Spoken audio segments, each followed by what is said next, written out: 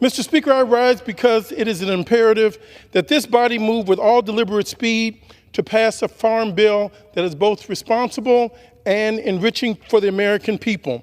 The Farm Bill is one of the most fundamental pieces of legislation that we enact as a government, and not simply because of the dollars we dedicate, but more so because of the amount of people who are supported by the passing of this indispensable law. Unlike most of the bills we pass, the Farm Bill is not a dry and depersonalized legislative act. There are names and faces attached to food. There are real people in dire situations associated and connected to the success of this bill. Unlike most of the appropriations we allocate in this body, the Farm Bill is a moral document that reminds us that we owe each other as human beings. It brings us back to the fundamental things. It reminds us that politics of the future means nothing in the stomach of a child who is hungry. And to be sure, this bill compels us to move forward. This bill moves us beyond politics of blame so that we might embrace a more excellent way. In fact, I would go so far as to say that the Farm Bill is one of the few manifestations of the social contract this government makes with the American people. The SNAP program alone is a moral accomplishment that we have to reach for.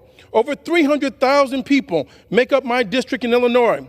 Almost 73,000 of those households receive SNAP benefits. Almost 40% of these households have a child in them, and almost 45% of those children have some sort of disability.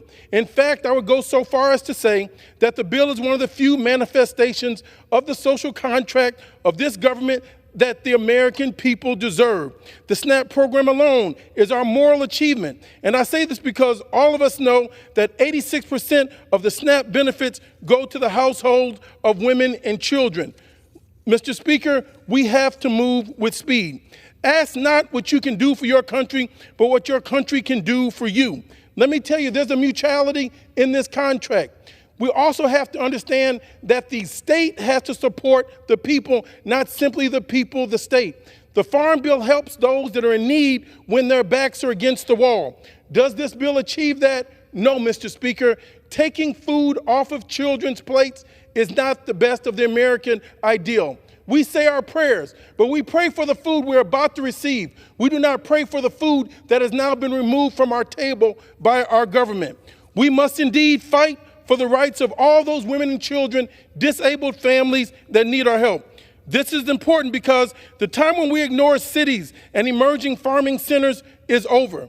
In the district that I represent, we celebrate community gardens and urban farms because in as much as I believe that access to healthy food is a right that all human beings should enjoy, it is also a responsibility that each of us must make and take into our own hands.